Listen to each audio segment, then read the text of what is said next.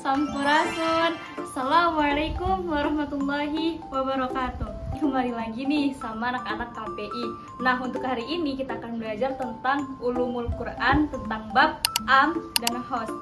Apa itu am dan apa itu hos? Bakal dijelasin nih sama teman-teman kita. Yuk simak videonya.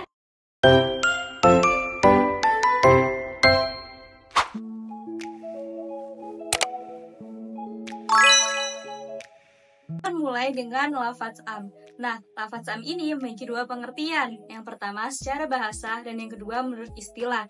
Am secara bahasa memiliki arti cakupan yang baik. Sedangkan lafaz am menurut istilah adalah sesuatu lafaz yang memiliki makna yang sama namun secara keseluruhan. Untuk mendalami tentang lafaz am, yuk mari kita simak tentang ciri-ciri dan contoh lafaz am. Ciri yang pertama adalah menggunakan lafaz kullu ataupun jami'. Ini seperti pada surat Al-Imran ayat 185. Bismillahirrahmanirrahim. Kullu nafsin dha'iqatul maut. Al-ayah. Artinya, setiap yang bernyawa akan merasakan mati. Kata kullu di sini mencakup seluruh makhluk hidup yang ada di muka bumi ini. Maka setiap yang hidup akan merasakan mati. Contoh kedua, yaitu menggunakan kata sigot jamak yang ditambahi dengan al. Seperti contoh pada surat Al-Baqarah ayat 233. Bismillahirrahmanirrahim. Wal walidatu yurdina auladahunna haulaini kamilain liman arada ayyutimma radha'ah. Al-ayah. Di sini yang termasuk dengan lafaz am adalah pada kata wal walidatu yang berarti ibu-ibu. Nah, kata-kata ibu-ibu ini akan mencakup keseluruhan bagi ibu-ibu yang akan menyusui anak-anaknya. Contoh ketiga adalah lafaz yang dimakrifahkan dengan al, seperti contoh pada surat Al-Asr ayat 2. Bismillahirrahmanirrahim. Innal insana lafi khusr. Kata al-insana di sini mencakup secara keseluruhan manusia yang ada di muka bumi ini. Yang keempat adalah lafaz nakirah yang dinafikan atau ditiadakan. Seperti contoh pada Quran surat At-Taubah ayat 84. Bismillahirrahmanirrahim. Wala tusalli ala ahadin minhum mata abadaw wala taqum ala qabri. Kata janganlah di sini maksudnya adalah janganlah bagi orang muslim untuk mendoakan atau menyolatkan orang-orang yang munafik. Yang kelima yaitu menggunakan isim mausul seperti alladzi ataupun allati. Contohnya seperti surat An-Nisa ayat 10. Bismillahirrahmanirrahim. Innal ladzina ya'kuluna amwalal yatama dzulman innama ya'kuluna fi butunihim nara wa sayaslawna sa'ira.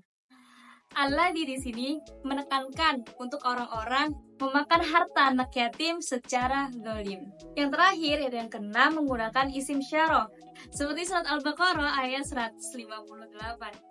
Bismillahirrahmanirrahim. Faman hajjal baita aw i'tamara fala junaha alaihi ay yattawwafa bihima wa ma tatawwa khairan fa innallaha syakirun alim. Di sini kata faman ditujukan untuk orang-orang yang melakukan perjalanan untuk ke Baitullah atau haji dan melakukan umrah secara bersamaan, tidak ada dosa baginya. Nah, gimana nih Sobat Iki? Udah paham kan? Selanjutnya kita bakal lanjut lagi ke lafaz hos. Lafaz hos adalah lafaz yang berasal dari kata khoso, yang berarti khusus atau tertentu. Lafaz hos secara istilah adalah lafaz yang tidak bisa memiliki dua makna atau lebih, sehingga makna yang dimaksud dari lafaz hos adalah makna yang sudah ditentukan. Ciri dan contoh lafaz hos. Yang pertama, terdapat isim alam, yaitu isim yang menunjukkan nama seseorang atau nama suatu tempat. Contohnya pada ayat Bismillahirrahmanirrahim. Wa ma Muhammadun illa rasul. Al-ayah, yaitu pada kata Muhammadun yang menunjukkan nama seseorang. Ciri yang kedua adalah menunjukkan bilangan atau jumlah dalam satu kata. Contohnya pada ayat Bismillahirrahmanirrahim. والمطلقات يتربصن بأنفسهن ثلاثة قروء, yaitu pada lafaz salasata quru yang berarti 3 kali quru, yang menunjukkan suatu bilangan atau jumlah. Ciri yang ketiga adalah dibatasi dengan sifat atau idhofah.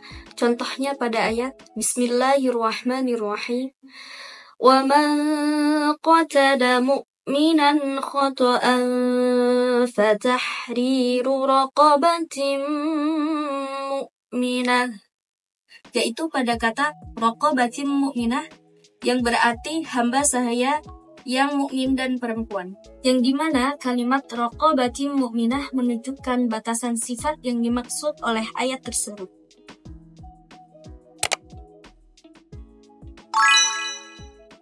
Jadi gimana nih, udah pada paham belum? Tadi kan kita udah ngejelasin tentang lafadz am, lafadz khos. Nah, kali ini kita bakal ngejelasin tentang macam-macam lafadz khos. Jadi, yang pertama itu ada lafadz khos mutlak. Apa sih itu lafadz khos mutlak? Jadi, lafadz khos mutlak ini merupakan lafadz yang menunjukkan sesuatu yang tidak diikuti oleh syarat apapun. Nah, contohnya itu ada di dalam Quran surat An-Nur ayat 2. A'udzu billahi minasyaitonir rajim. Bismillahirrahmanirrahim. Az-zaniyatu waz-zani fajlidu kulla wahidin mi'atu jaldah. Al-ayah. Nah, ayat tersebut itu menjelaskan bahwa laki-laki yang berzina maupun perempuan yang berzina itu harus didera selama 100 kali. Dalam konteks ini, berarti itu mencakup untuk keseluruhan laki-laki yang berzina maupun perempuan yang berzina. Yang kedua itu ada lafadz khos muqayyad. Jadi, lafadz khos muqayyad itu kebalikannya dari lafadz khos mutlak. Kalau misalnya mutlak itu tadi tidak terikat oleh syarat apapun, nah berbeda lagi ketika muqayyad. Jadi lafadz muqayyad itu merupakan lafadz yang menunjukkan keterikatan oleh sesuatu. Contohnya itu ada di dalam Quran surat Al-Maidah ayat 3. A'udzu billahi minasyaitonir rajim. Bismillahirrahmanirrahim. Hurrimat 'alaikumul maitatu wad-damu wa lahmul khinzir. Al-ayah. Nah, ayat tersebut itu menjelaskan bahwa diharamkan bagi kamu untuk memakan bangkai maupun darah. Nah, akan tetapi maksud darah yang diharamkan dalam ayat tersebut itu dijelaskan kembali oleh Quran surat Al-An'am ayat 145 yang di dalam potongan ayatnya itu awdaman masfuhan al-ayah. Jadi, yang dimaksud darah yang diharamkan itu merupakan darah yang mengalir. Lanjut, yang ketiga itu ada lafadz khos berbentuk amr.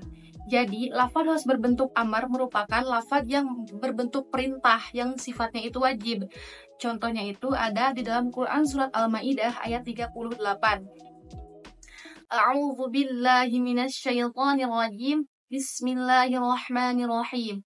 Was-sariqu was-sariqatu faqta'u aydiyahuma. Al-ayah.